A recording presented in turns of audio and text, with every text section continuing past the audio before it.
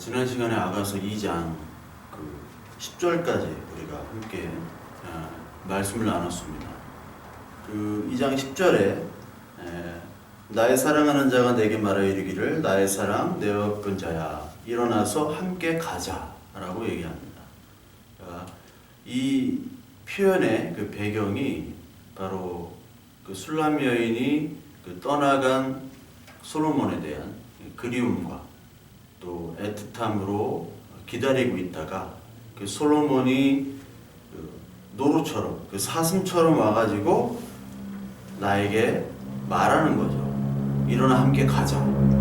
그 말을 듣기 위해서 그 듣기까지 이 술람 여인은 참 많은 고통과 또 핍박과 아픔 속에 살아갔던 그런 모습을 이 10절까지의 내용에 함축하고 있습니다. 그래서 우리 주님이 오늘 이 시간에 하나님께서 함께 가자, 성도들, 내 자녀들아 함께 가자라고 말씀하는 그 음성이 듣기까지는 우리는 참 여러 가지의 사건과 사고와 또 일들 이런 것들을 우리가 경험하게 되죠.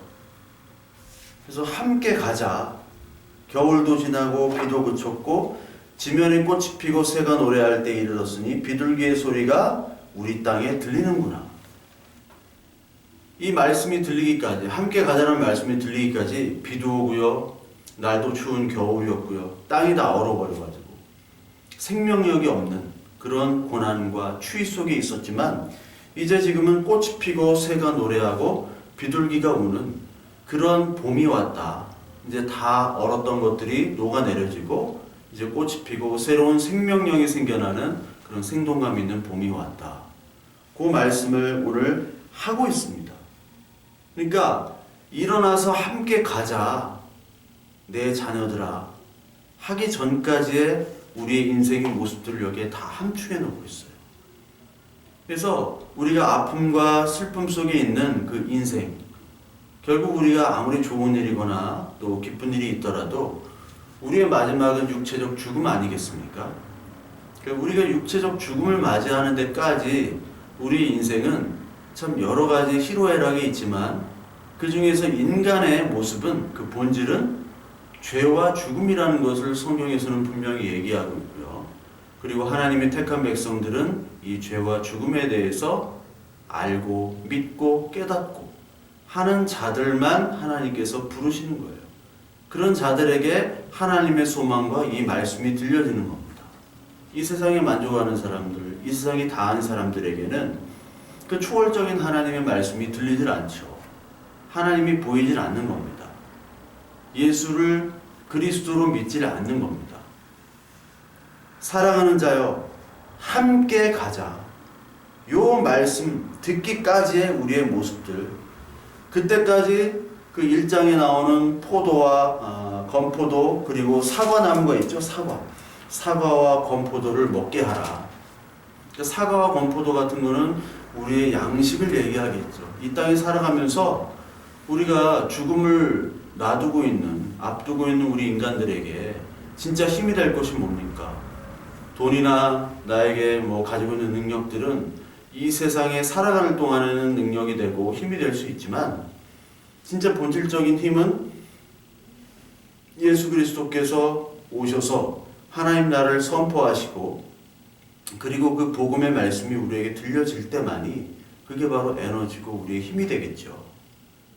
이거를 고백하는 사람이 교회입니다. 이게 고백이 되는 사람이 그렇게 사실 많지는 않아요. 교회 직분을 받고 교회는 열심히 다니지만 그 열심히 다니고 교회 직분 받고 성경 공부하고 성경 읽고 하는 것과 진짜 이 고백을 할 수 있는 것과는 다른 문제입니다. 열심히 교회만 다니면 우수한 성도라고 사람들이 얘기하죠. 목회자가 그렇게 얘기하고 평가를 하니까. 근데 하나님의 평가를 받아야죠, 우리는. 하나님의 평가가 중요합니다.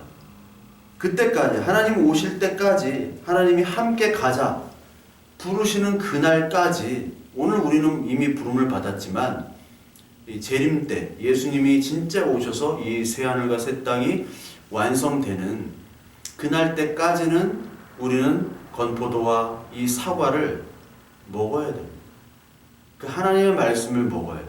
그 하나님 말씀만이 우리 생명을 살릴 수 있는 양식이 되어야 되는 거죠. 그래서 말씀의 양식을 먹으면서 주님을 기다려야 돼요. 주님을 바라봐야 됩니다. 히브리서 3장 1절에 보면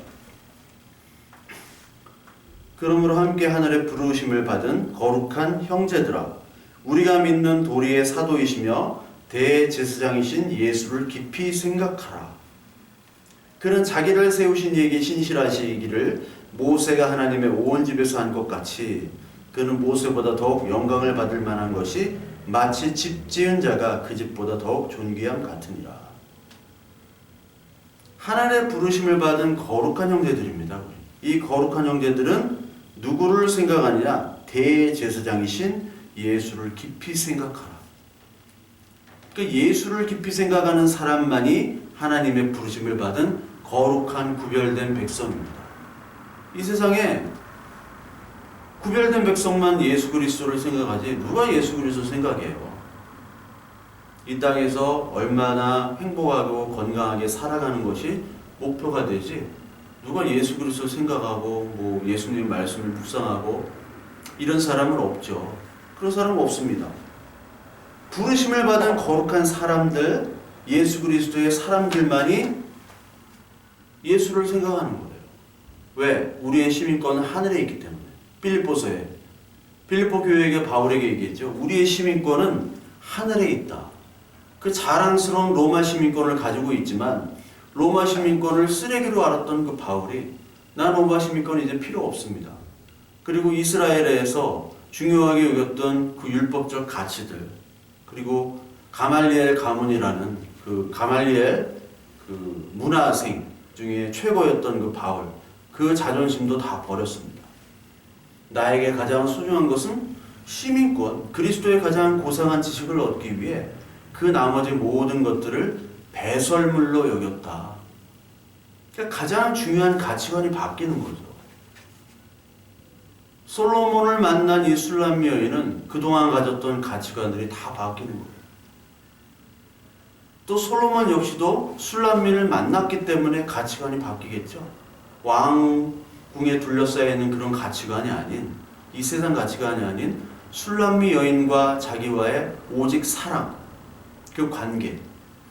우리는 예수 그리스도와 마찬가지로 구원의 관계 그리고 하나님 나라 속에서 사랑과 그리고 은혜와 하나님이 주시는 그 우리에게 베푸신 긍휼과 자비와의 관계. 우리의 조건은 그 속에 들어갈 수가 없죠. 오직 하나님만이 시작하시고 하나님만이 이룩하신 그 관계만이 우리에게는 가장 소중하며 동시에 하나님께서도 우리의 어떤 조건과 환경보다 그거는 아무것도 아니고 네가 내 말씀을 따르는 복음을 가지고 있는 내 말씀이 기쁨으로 받아들일 수 있는 그런 거룩한 자인가 그거에만 하나님께서는 평가하시고 그런 자를 부르시는 겁니다. 그러니까 시민권은 하늘에 있는 것이죠.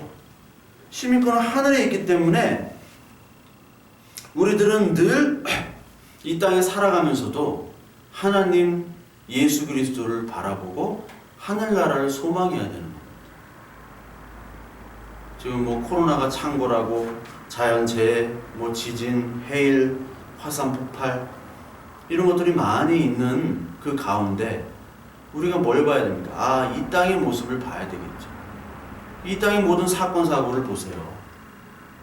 이 땅의 사건 사고를 볼 때 나라의 시민권은 어디 있는지를 분명히 알아야 되고 나는 하나님 나라의 시민권자임을 그 정체성을 우리는 바로 밝혀야 되는 것이 교회의 모습이에요. 그게 교회입니다.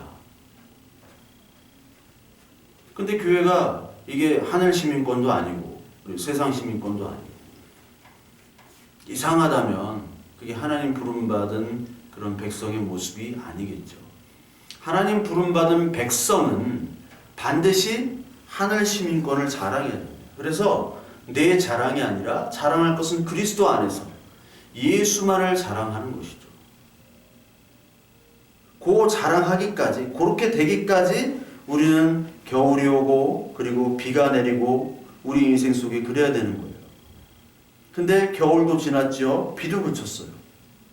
그리고 여기에 비둘기 소리가 우리 땅에 들린대요. 비둘기 소리. 그 노아의 홍수 때 비둘기가 어떤 역할을 했냐면 물이 다 그쳤다.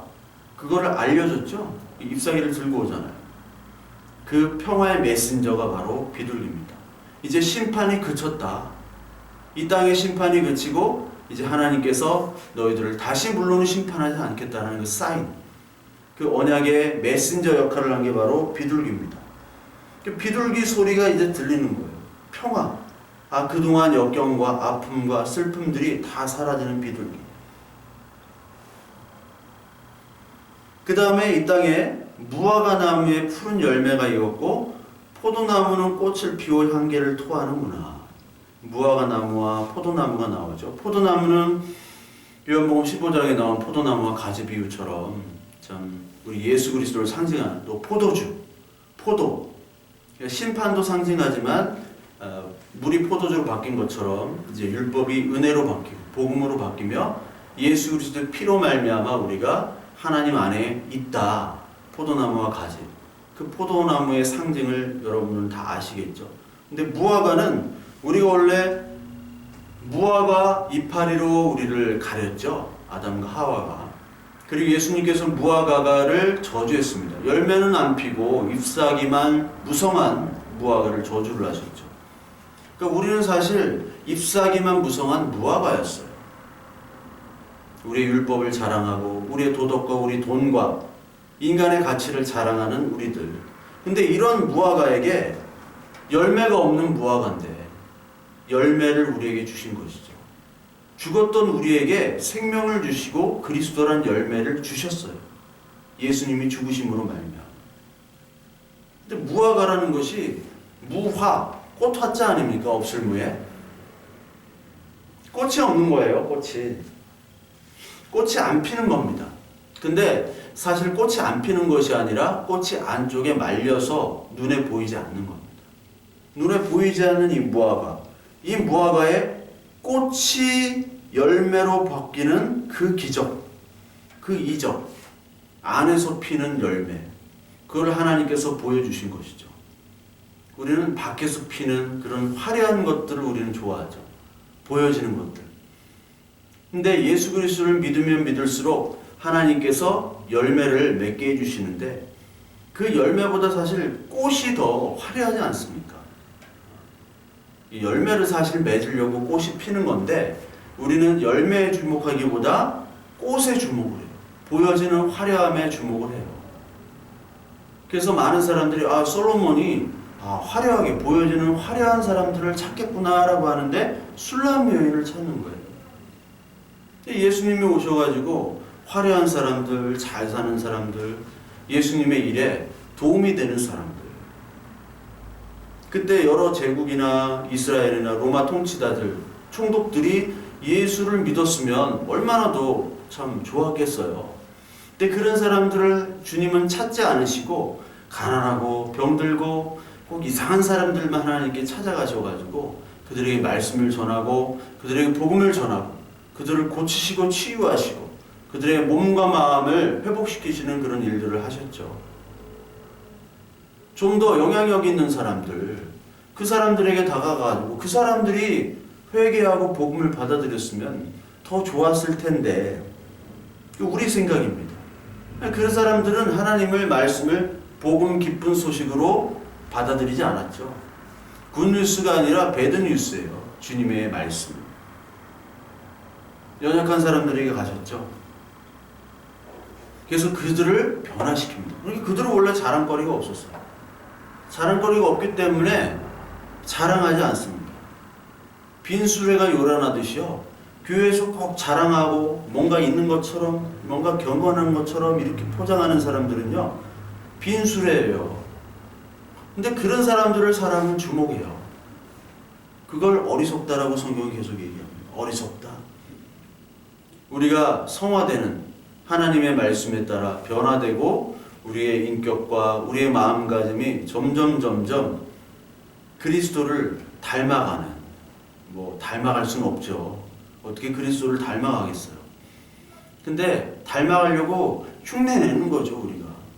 하나님께서 조금씩 깎아주시는 거죠. 좀 더 겸손하고, 좀 더 사랑이 넘치고, 좀 더 베풀고, 그런 사람으로 바꿔가는 건데, 그 바꿔가는 것이 내면적으로 보이지 않게 점점 드러나게 되는 겁니다. 그걸 하나님이 다듬어 가시는 거예요. 갈라디아서 5장에 보면 5장 22절에 성령의 열매가 나오잖아요. 성령의 열매. 여기 성령의 열매를 보면요, 다 하나님의 말씀에 따라서 인격적으로 우리가 점점 다듬어지는 것을 보고 있어요. 5장 22절에 보면 오직 성령의 열매는 사랑과 희락과 화평과 오래 참음과 자비와 양선과 충성과 온유와 절제니 이 같은 것을 금지할 법이 없느니라. 그리스도 예수의 사람들은 육체와 함께 그 정욕을 탐심을 십자가에 못 박았느니라. 만일 우리가 성령으로 살면 또한 성령으로 행할지니 성령으로 말미암아 우리가 성령으로 행하지는 이 모든 성령의 열매들을 보여주고 있는 거예요. 그러니까 내면적인 모습들이 다도짐을 보여주고 있는 거예요. 그게 어쩌고 보면 무화과 열매일 수도 있습니다. 보이지 않는, 꽃은 보이지 않지만 열매가 피고 있어요. 꽃은 안에서 있어요. 사람들에게는 안 보입니다. 그러니까 그리스도를 믿는 사람들은 어떻게 보면 주님은 알지만 사람들에게 눈에 띄지 않을 경우가 많아요. 사람은요, 보여지는 막 유명한 사람들에게 주목을 합니다. 이제 하나님은요, 보이지 않는, 볼 수 없는 사람들을 봐요. 여러분, 보석은요, 흔하면 보석이 아니에요. 사람들이 주목하지 않는 곳에 보석이 있습니다. 산삼을 사람들이 주목하지 않는 곳에 산삼이 나잖아요. 뭐 볼 수 있는 곳에 다 나면 산삼이 나겠습니까? 다 뽑아가지. 산삼은 누구도 보지 않는, 누구도 볼 수 없는 그 장소에 있어요. 진짜 볼 수 있는 눈만 있는 전문가들만 딱 보는 거예요. 주님은요, 오늘 찾으시는 거예요. 오늘 누구를 찾으시냐? 진짜 예배하는 자를 오늘 찾으시고 계십니다. 술람미 같은 여인을 찾고 계세요. 남들에겐 비난받고 남들에는 업신여기지만 주님만을 바라보는 그 술람미 여인. 많은 사람들은 유명한 사람들의 모습들을 봅니다. 유명하기도 하고 뭐 교회도 잘 다니고 헌금도 잘 내고 이런 사람들을 주목해요. 근데 길거리에 청소를 하다가 주님을 묵상하며 그리고 자신의 신세를 한탄하면서도 주님의 말씀에 오늘도 눈물 흘리며 또한 기뻐하며 오늘도 감격하며 그렇게 하루하루 어렵게 살아가는 그 한 사람 아무도 주목하지 않죠. 쪽방에 있는 그리스도인들 누가 주목을 합니까? 아무도 주목을 안 해요. 그러나 주님은 그 사람을 찾아갑니다. 오늘도 새벽이면요, 그 폐지를 줍는 분들이 있어요. 그분들 아무도 주목 안 하잖아요. 제가 아는 형제도 폐지를 줍는 형제가 있어요. 그래서 그 형제에게 예전에 제가 장갑을, 아주 좋은 장갑을 선물해 줬습니다. 그러니까 손이 막 다 텄더라고요. 새벽 4시부터 나와서 폐지를 주어요. 근데 그 친구가 좀 허리가 좀 휘었어. 근데 신부님 도움으로 좀 그 일을 한다고 하더라고요. 근데 그 친구가 교회를 찾아오고 그래서 저랑 이제 좀 만나고 그렇게 계속 좀 관계가 이어졌는데 근데 교회 오면요 그 친구가 상처를 받아요. 왜? 교회 오면요 구걸하러 온 줄 알고 그 뭐 목회자들이나 그 교회 직원들이 내쫓는 거예요. 아 같이 얘기하면 안 돼? 그 손이 막 거칠어가지고 그 친구 돈 줘도 안 받던 친구예요. 착해요. 돈 줘도 안 받더라고 처음에는. 그냥 돈 받으러 온 게 아니라 그냥 얘기도 하고 싶고 뭐 그렇게 왔어요. 되게 착해요. 뭐 밥도 사주고 돈도 좀 주기도 했어요. 안 받는다는 거. 장갑도 주고. 그러니까 좀 줄 수 있잖아요. 돈만 원 줄 수 있고 장갑 일하는데 좀 장갑 끼고 해라. 면장갑 말고 좀 두툼한 거. 그 로션이라도 사줄 수 있잖아요. 근데 사람들은 선입견. 만약에 부자가 왔으면 교회에서 그럴까요? 절대로 그러지 않습니다. 교회가요, 이게 완전히 이게 뭐 기업이 돼버렸어요. 이거 교회가 아니에요. 뭘 위해서 교회를 존재하는 건지. 주님은요, 그런 한 명 한 명, 그에게 말씀을 전하고, 그에게 따뜻한 밥 한 끼, 국 한 끼라도 대접하는 그런 모습을 하나님께서 원하시고 계시는데, 교회는 전혀 무관심한 그런 교회가 되어버렸다면, 이게 산 교회가 아니라 죽은 교회죠. 완전 죽은 교회죠. 하나님이 전혀 기뻐하시지 않는 교회죠. 탐욕, 자신들의 정치적인 목적, 그것이 목회가 되어버렸어요. 그것이 교회가 된다면 하나님께서 그 교회를 심판하십니다. 결과만 좋으면 되지, 꽃이 없고 그 과정이 없고 열매가 어떤 열매든 크기만 하면 되는 거예요. 무화과 나무에 무화과 열매가 맺어야 되는데, 무화과 나무에 딴 열매, 막 큰 열매, 근데 독이 가득해요. 근데 열매가 크면 좋은 거예요, 무조건. 사람 눈에는 크면 좋지만요, 하나님 눈에는 크면 안 됩니다. 예. 큰 것과 작은 것 상관없어요. 하나님의 눈에는 그 나무에 바른 열매를 맺어야 돼요. 무화과 나무면 무화과 열매가 맺어야 되고, 포도나무에는 포도 열매가 맺어야지, 무화과 나무에 포도 열매가 맺고, 무화과 나무에 큰 배 열매가 맺으면요, 하나님이 뭐 잘라버려야 돼요. 내 무화과 심었는데 배가 열렸네? 잘라요. 버려야 돼요. 거기에 독이 가득한. 왜 배나무에 배가 열려야 되는데 무화과 나무에 배가 열리는 거 못 먹는 거예요. 배도 아닌 거예요. 그 독이 가득한. 그 인간들은 그걸 좋아하는 거죠. 그러니까 하나님께서는 오늘 무화과 나무, 푸른 열매를 맺게 해주셨던, 우리 무화과 나무 같은 우린 사람들, 열매 맺을 수 없는 사람들, 자기 자랑에만 충만한 그런 사람들에게 열매를 맺게 해주셨어요. 잎사귀밖에 없는 포도나무 가지로 우리를 인도해 주셨어요. 그러면서 여기 또 얘기합니다. 나의 사랑, 나의 어여쁜 자여, 함께 가자. 일어나서 함께 가자라고 얘기하십니다. 그러면서 14절에 바위 틈 낭떠러지 은밀한 곳에 있는 나의 비둘기야, 내가 내 얼굴을 보게 하라. 내 소리를 듣게 하라. 내 소리는 부드럽고 내 얼굴은 아름답구나. 여기 하나님이 솔로몬이 은밀한 곳, 나의 비둘기, 술람 여인을 얘기하면서 낭떠러지로 가서 우리 만나서 같이 내 소리를 듣고 얼굴을 보자. 네 얼굴은 부드럽고 내 얼굴은 아름답다. 뭐 부드럽고 아름답고 다 좋은데 하필이면 낭떠러지로 가세요. 낭떠러지 아무도 찾을 수 없고 아무도 갈 수 없는 바위 틈 낭떠러지로 가자는 얘기예요. 이 낭떠러지라는 것은 적을 피해서 가는 곳이거든요. 사냥 같은 데는 맹수들을 피해가지고 낭떠러지 같은 데 있어요. 잉카 문명, 거기 가면은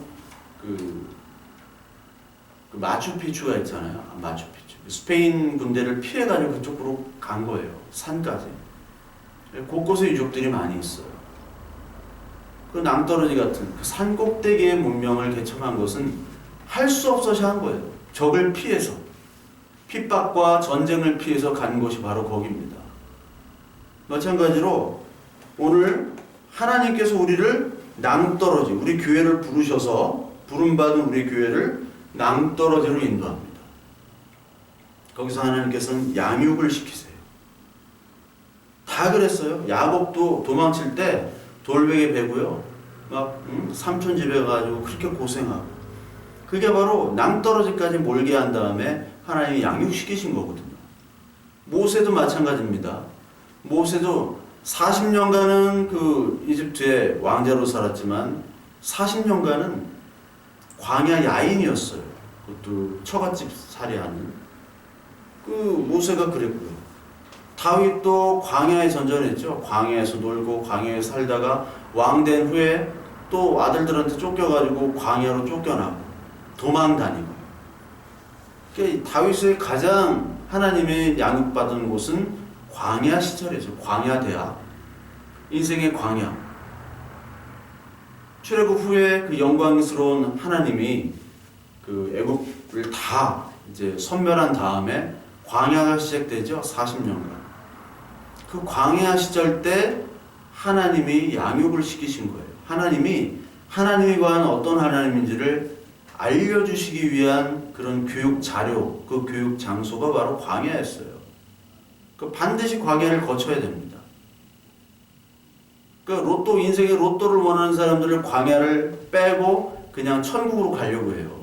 이런 그리스도인들이 많아요. 근데 그건 그리스도인이 될 수 없습니다. 부름받은 백성들은 반드시 하나님이 광야를 거치도록 만드세요. 그 성막에도 광야가 있고요. 지성소 자체가 광야예요. 광야의 삶입니다. 성소 자체가. 그 광야의 삶을 산 후에 지성소로 들어가는데 우리가 들어갈 수 없어요. 지성소는. 대제사장을 통해서만이 들어가야 됩니다. 그 대제사장을 생각하라. 예수 그리스도. 그 광야의 삶이 성소에 다 그대로 나와 있어요. 제가 거듭 설명을 드렸죠. 그래서 아무도 원치 않는 그곳을 하나님은 가게 만들어요. 이 세상은 원하지 않습니다. 세상 가치관에는 그곳을 갈 수가 없어요. 근데 이 세상 가치관이 떨어져 나간 자들, 그 사람들은 광야로 인도받죠. 낭떠러지로 가는 거예요. 요한복음 15장 19절에 보면 세상이 너를 미워한다. 요한복음 15장에 나는 포도나무여 너는 가지다. 그러니까 하나님의 안에 들어와서 너와 내가 이제 하나다. 이제 말씀으로 네가 변했다. 이제 이 지상의 백성이 아니라 하나님 백성으로 이제 산다. 바뀌었다. 라고 얘기한 다음에 세상이 너를 미워한다. 세상이 왜? 속하지 않았기 때문에. 세상은 나를 먼저 미워했다. 그리고 너도 미워한다. 이상하게 생각하지 말아라. 왜? 세상과 너는 다르기 때문에. 세상에 속하지 않았기 때문에 그렇잖아요. 그러니까 고난이 분명히 있는 거예요. 박해를 피해서 하나님께서는 그 박해 가운데서도 살 길을 열어주시며 그 박해 속에서 하나님은 양육시키시는 겁니다. 계시록 12장에 보면요. 계시록 12장 13절부터 14절에 보면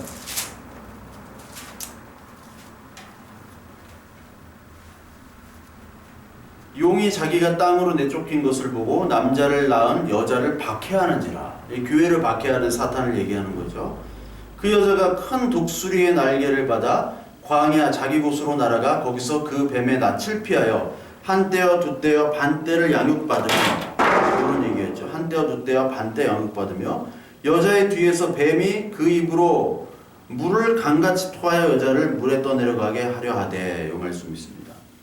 큰 독수리가 날개로 말미암아 그 여자가 그 독수리 날개에 올라서 그 뱀의 낯을 피하여 한때 두때 반때, 이 한때 두때 반때는 40일 1260일이라고 그랬죠. 그러니까 이 땅에 살아가는 동안 주님이 오시기 전까지의 그 인생의 모습, 그 기간을 얘기하는 겁니다. 그러니까 우리 인생의 기간 동안에 광야, 이 인생 광야로 양육을 받게끔 하나님께서 인도하시는 거예요. 그러니까 그 광야의 우리 환경이 하나님께서 인도해줬다고 우리는 믿지만 이 세상 가치관을 살고 있는 사람들은 그 광야는 저주의 환경이죠. 그러니까 여러분들이 지금 살고 있는 환경들이 부자들이 볼 때는 저주의 환경이고 참 어리석은 환경입니다. 천한 환경이고 도저히 같이 어울리지 못하는 환경이에요. 빌라, 원룸, 조그만 데 사는 사람들, 그 강남, 반포가 요즘 가장 비싸다면서요, 반포가. 그런 사람들한테는 진짜 저렇게 살고도 살고 싶을까? 이런 생각할 거예요. 지방적 시골에 다 쓰러져 가는지 막 군불 떼고 그런 사람들 많잖아요. 저거 왜 사냐? 그럴 거예요. 서울에 어떤 목사님이 김치찌개 3,000원짜리 파는 목사님이 있대요. 미국에서 목회하시다가 이제 목회 막 성공하고 사람들이 많이 오는데 그것이 전혀 기쁘지 않았대요. 그래서 한국에 와가지고 이제 김치찌개 장사를 하면서 사람들을 위로해주고 또 밥을 먹으면 해주면서 그 사람들이 기뻐하는 모습을 보고 이제 흐뭇해하는, 그래서 목회하시는 분 있다고 그러더라고요. 제가 봤는데 참 훌륭하신 분이세요. 근데 하루는 어떤 청년이 그 계란 후라이 셀프 500원인데 그 계란 후라이 셀프 하면서 소송이 돼요. 어떤 청년이. 그래서 왜 소송이냐 그러니까 고민하고 있대요. 그걸 먹어야 될지 말아야 될지. 그 500원이 없어서 힘들어하는 청년들도 많다라는 거예요. 지금 500원 길에 있어도 안 주워 가잖아요. 우리. 저는 막 주는데 안 주는 사람은 대부분일 거예요. 500원이 돈입니까 요즘에? 근데 500원에 고민하는 사람들이 많아요. 우리나라뿐이 아니라 중국에도 많고 일본에도 많고 미국에도 많아요. 유럽에도 많습니다. 여러분이 외국을 참 다니시면 왜 이렇게 거지들이 많을까? 왜 이렇게 노숙자들이 많을까? 유럽, 미국 너무너무 많아요. 우리나라 노숙자가 그렇게 보이질 않잖아요. 근데 뉴욕 같은데 길거리 나가면 그냥 다 누워 있어요. 뉴욕, 맨하튼. 진짜 최고 높은 빌딩, 최고 부자들이 있으면서도 최고 가난한 사람. 우리는 노숙자가 깔끔합니다. 우리나라 한국 노숙자들은. 노스페이스 입고 여기 우리 교회 오는 분도 있어요. 노스페이스. 저도 없어요. 노스페이스 같은 거. 저도 그냥 겹겹이 막 이상한 잠바들 껴입고 다니는데 노스페이스 그 정품이더라고. 막 번쩍번쩍한 거를 어떻게 났는지 모르겠지만 이 세상에 가난하고 힘들어하는 사람이 너무나 많아요. 근데 그 중에서도 하나님께서는 가난하고 힘들고 뭐 잘 살고 이거보다 하나님의 그 자녀로 만드는 그 환경에서 자녀가 되게 하고 자녀로 만드는 데 중점이 있는 거예요. 뭐 노예건 주인이건 뭐 남자건 여자건 상관이 없이 하나님은 자녀로 만드는 게 목적이에요. 노예 해방 운동을 하는 게 아니에요. 노예 해방 운동 하시면 예수님이 노예 해방 운동도 하셔야 되고 바울 서신을 통해서 바울이 그 오네시모 그 빌레몬에게 오네시모라는 그 종이 있잖아요. 그 도망간 그 종을 용서해라 이렇게 안 하고 노예 해방에 관심이 있었으면 야 노예 해방시켜 너나 얘나 똑같이. 예수님은 노예 좋아하지 않으셔. 그렇게 얘기했을 거라고요. 근데 바울은 남자나 여자 남편이나 또 아내나 또 종이나 노예나 서로 존경하고 서로 사랑하라고 얘기했죠. 그 제도를 부인하지 않았어요. 해방신학 하는 분들은 뭐 자유주의나 해방신학, 진보 뭐 이런 퀴어 신학 하는 분들은 이 계급 해방을 원하죠. 남녀 차이를 없애고 모든 해방. 이거를 하나님께서 원하신다. 그런 일도 해야죠. 당연히. 불평등한 것들 당연히 해야 됩니다. 근데 궁극적으로는 그게 관심이 있는 게 아니라 어떤 환경에서든지 하나님이 더 좋은 환경을 주실 수도 있고 나쁜 환경을 주실 수도 있는데 하나님이 원하시는 거는 하나님의 자녀가 되는 거예요. 하나님의 자녀가 되는데 너무나 좋은 환경은 하나님의 자녀가 되는데 방해가 될 수 있습니다. 진짜예요. 그렇잖아요. 너무나 돈이 많으면요. 하나님의 자녀가 되고 싶은데 안 돼. 마음대로. 하나님의 성령이 막 일을 해야 되는데 그게 안 된단 말이에요. 그게 저주입니다. 너무나 좋은 환경, 편한 환경. 또 너무 가난하고 너무나 힘든 환경에서는 또 하나님을 저주할 수도 있죠. 그래서 너무 부하게도 마시고 너무 가난하게도 마시고 이게 참 맞는 그런 상황인 것 같아요. 그러니까 너무 가난해도 하나님께서 한 줄기 성령의 빛의 말씀을 주시고요. 나는 막 죽고 싶은데요. 다시 살아갈 용기를 주시는 게 하나님의 일입니다. 하나님의 관심은 하나님의 자녀로 만드는 거 관심이에요. 양육을 하는 거란 말이에요. 양육을. 이 술람 여인이 이스라엘 여인에게도 핍박받죠. 오빠들은 맨날 일 시키죠.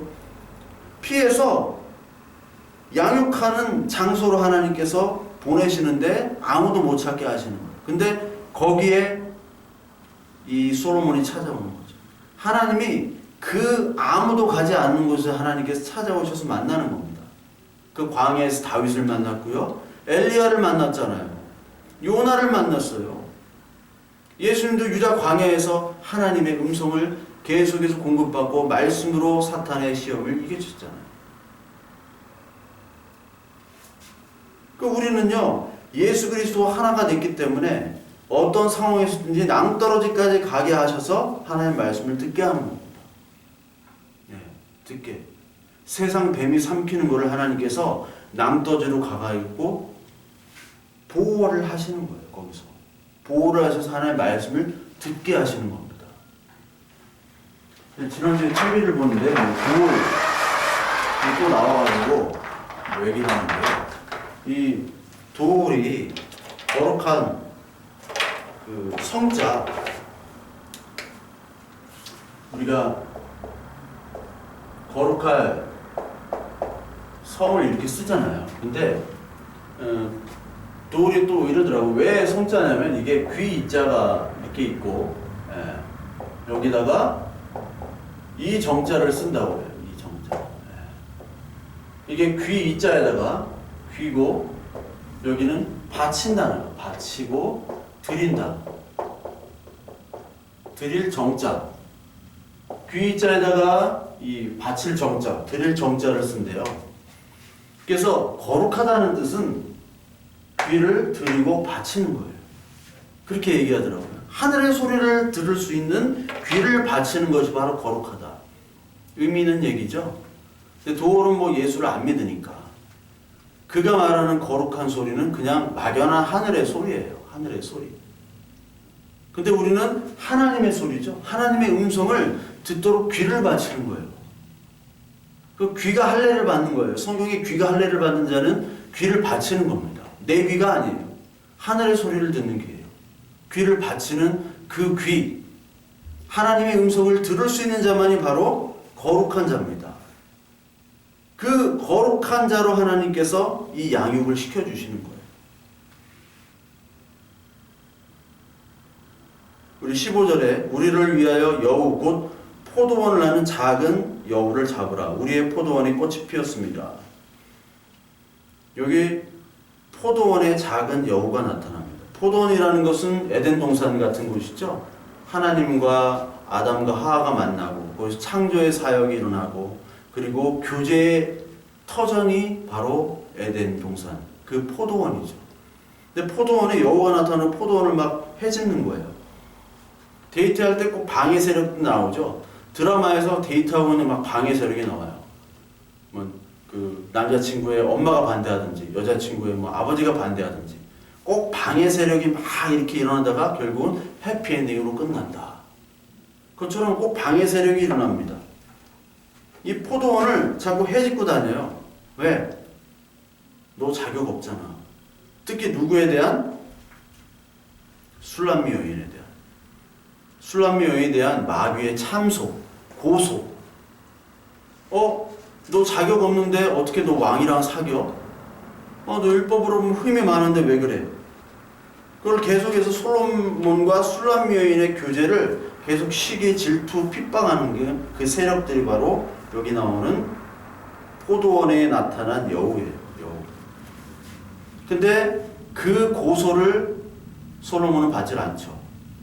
하나님은 우리를 고소한 세력들을 말씀으로 이겨내시고 그리고 예수 그리스도의 피로 그 고소를 다 무효화시키셨죠. 율법으로는 우리는 흠이 많지만 예수 그리스도가 율법의 요구를 다 이루셨기 때문에 우리는 고소당할 일이 없는 거예요. 로마서 8장 우리 보면요. 로마서 8장 33절부터 39절을 보면 누가 능히 하나님께 택하신 자들을 고발하리요 의롭다 하신 이는 하나님이시니 누가 정죄하리요 죽으실 뿐 아니라 다시 살아나신 이는 그리스도 예수시니 그는 하나님 우편에 계신 자의 우리를 위하여 간구하시는 자니라. 누가 우리를 그리스도의 사랑에서 끊으리요 환난이나 곤고나 박해나 기근이나 적신이나 위험이나 칼이라. 기록된 바 우리가 종일 주를 위하여 죽임을 당하게 되며 도살을 당할 양같이 여김을 받았음이니라. 그러나 이 모든 일에 우리가 사랑하시기는 이로 말미암아 우리가 넉넉히 이기느니라. 내가 확신하노니 사망이나 생명이나 천사들이나 권세자들이나 현재일이나 장래일이나 능력이나 높음이나 깊음이나 다른 어떤 피조물이라도 우리를 우리 주 예수 그리스도 안에 있는 하나님의 사랑에서 끊을 수 없느니라. 어떤 것도 하나님의 사랑에서 끊을 수 없다라는 거예요. 율법주의자들은 왜 너 무화과 나뭇잎으로 왜 빤스 안 입었어? 그렇게 얘기하는데 주님이 그 시들지 아니하는 그 양가죽, 그 가죽 빤스를 주셨잖아요. 그 가죽 옷으로. 명품이야. 시들지가 않아. 영원히 입을 수 있는 것을 주셨잖아요. 근데 이 율법의 인간들은 무화과 큰 나무, 그게 자랑거리예요. 근데 그게 시들면은 그거 이제 다 보이잖아요. 그거를 자랑하는 인간들이에요. 이 솔로몬과 술람 여인이 데이트하고 있는데, 데이트하고 결혼식장에 왔는데, 그 결혼식 현장에서 막 사람들이 몰려온 거예요. 남자, 여자 해가지고 몰려온 거예요. 술람 여인이 막 고소를 하는 거예요. 너 어렸을 때부터 막 술, 담배 다 하고 막, 가출하고, 원조 교제도 하고, 막 동거하고, 너 다 그랬잖아. 그걸 막 고발하는 거죠. 너 얼굴도 새카맣고, 너 성형 몇 번 하고, 너 이미지 세탁하고, 그랬던 여자가 어떻게 솔로몬 같은 남자랑 결혼을 하느냐. 그렇게 고발을 하는 겁니다. 근데 솔로몬은 괜찮다는데, 오케이. 다 알아. 니네들 얘기한 거 다 알아. 나 상관없거든. 가. 이게 솔로몬의 얘기잖아요. 옛날에 코미디언 구봉서 장로님이 뭐 그랬다잖아요. 그 요셉과 마리아가 처녀가 임신해가지고 막 그런데 그걸 하면서 뭐 사람들이 이렇게 처녀가 어떻게 임신하냐. 그때 처녀가 임신하면 율법으로는 죽임당하잖아요. 근데 구봉서님이 아니 신랑이 괜찮다는데 뭐 그렇게 말이 많아? 신랑 요셉이 괜찮다는데 그거랑 똑같은 거예요. 아니 솔로몬이 괜찮다는데 지가 결혼할 거야? 솔로몬이 결혼하는 거지. 솔로몬이 술람미가 뭐 못생기든 키가 작고 뭐 새카마든 하얗건 뭐 검버섯이 나건 짝꿍댕이건 상관없이 그냥 좋다는데 지가 좋다는데 왜 제3자가 나타나가지고 그래. 지가 먹여 살릴 것도 아닌데. 솔로몬이 먹여 살리겠다는 거 아니에요. 어렸을 때부터 있었던 일을 다 고소고발하는데 솔로몬이 꿈쩍도 안 해요. 꿈쩍도 안 하죠. 그게 여호의 공격이 무리가 돌아가는 거죠. 여호의 공격이. 그러니까 지금도 여러분들 이 세상에 여호 같은 사람들이 너무나 많습니다. 하나님과 우리와의 교제를 방해하는 세력들이 교회에 있어요. 교회에. 교회 또 비판하는 데가 좀 그렇지만 어디가 있겠어요. 뭐 세상이 교회를 비판해요. 그냥 도덕적인 것을 세상을 비판하는 거죠. 이 하나님의 말씀에 대해서는 비판하지 않아요. 왜? 세상은 모르기 때문에. 이 관계를 몰라요. 그런데 이 관계가 없는 가짜 교회가 진짜 교회를 비판하고 핍박하는 거예요. 그러니까 여우가 누가 여우짓 하느냐? 오늘도 수고하고 무거운 짐들을 우리에게 지워주고 있어요. 이 하나님과 우리와의 교제를 방해하기 위해서 헛된 것들을 더 쌓게 해서 더 육체적인 그리고 마음의 수고를 더 늘리게 하는 사람들이 있단 말이에요. 하나님께는 전혀 인정받지 못하는 육체의 일들을 열심히 하라고 하는 거예요. 뭐 더 얘기 안 해도 알겠죠? 육체의 일들. 수고하고 무거운 짐진 자들아 다 내게로 오라. 그때 수고하고 무거운 율법의 짐들이 너무 많은 거예요. 사회에 요구하는 것들이 너무 많은 거예요. 다 내게로 와라. 나는 온유하니까 내 몸이 가볍다. 예수 그리스도의 그 보혈에 그 가벼운 짐을 지면 돼. 그 내가 다 졌어. 너는 같이 따라가기만 하면 돼. 그걸 인정하지 않죠. 거짓 선지자들은 계속 수고하고 무거운 짐진 자들을 지게 만들어요. 수고하고 무거운 짐을 지게 만듭니다. 갈라디아서 1장. 이게 다른 복음이죠. 갈라디아서 1장 6절부터 10절에 그리스도의 은혜로 너희를 부르신 이를 이같이 속히 떠나 다른 복음을 따르는 것을 내가 이상하게 여기노라. 다른 복음은 없나니 다만 어떤 사람들이 너희를 교란하죠. 교회에 와서 교란하는 거예요. 그리스도의 복음을 변하게 하려 함이라. 그러나 우리나 혹은 하늘로부터 온 천사라도 우리가 너에게 전한 복음에 다른 복음을 전하면 저주를 받을지어다. 우리가 전에 말하였거니와 내가 지금 다시 말하노니 만일 누구든지 너희가 받은 것 외에 다른 복음을 전하면 저주를 받을 것이다. 이제 내가 사람들에게 좋게 하려 하나님께 좋게 하려 사람들에게 기쁨을 구하려 내가 지금까지 사람들에게 기쁨을 구하였다면 그리스도의 종이 아니니라. 사람을 기쁘게 하는 그런 가짜 복음, 그리고 그 사람들의 엄청난 지성이면 감천 같은 열심의 노력이 하나님을 움직이게 한다는 다른 복음을 전하는 자들을 저주한다고 바울이 분명히 얘기합니다.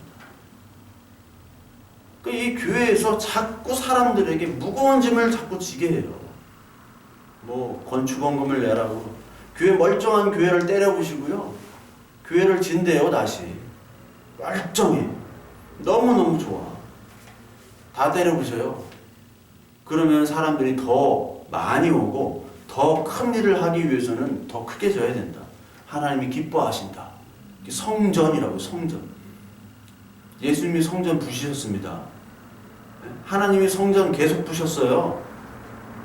성막 다 사라지게 만드시고 성전 부시고 바벨론에 의해서 부셔지고 로마에서 부셔지고 성전은 존재하지 않는데 성전을 갖다 붙이고 작정케 하고 아직도 그 짓을 해요. 아직도 그렇게 자기 몸을 막 학대를 하면서 수고하고 무겁게 만들어요.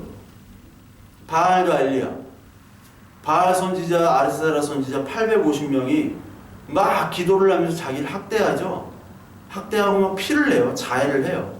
그래야 신이 임한다고. 근데 엘리야가 야, 네 신 자냐? 더 해봐라, 더 해봐. 그래서 엘리야는 놀고 있잖아요. 놀고 한 번 기도했더니 그냥 싹 끝나잖아요. 승부가 나잖아요. 가짜들은 계속해서 뭔가 경건한 것처럼 막 해요. 거기에 말씀이 없어요. 말씀 없고 하나님과의 관계에 사랑 없이 열심히 뭐를 추구해요. 이게 세상적인 가치거든요. 종교라는 어떠한 시스템을 씌워가지고 세상적인 가치를 계속 추구하는 게 바로 가짜들입니다. 근데 그거에 사람들은 다 속아나와요.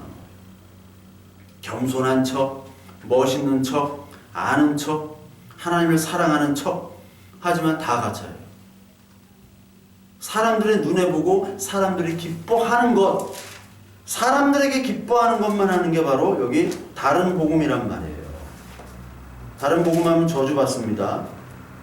갈라디아서 2장 16절에 사람이 의롭게 되는 것은 율법의 행위로 말미암이 아니요 오직 예수 그리스도를 믿음으로 말미암은 줄 알므로 우리도 그리스도 예수를 믿나니 이는 우리가 율법의 행위로서가 아니요 그리스도를 믿음으로써 의롭다함을 얻으려 함이라. 율법의 행위로서는 의롭다함을 얻을 육체가 없느니라.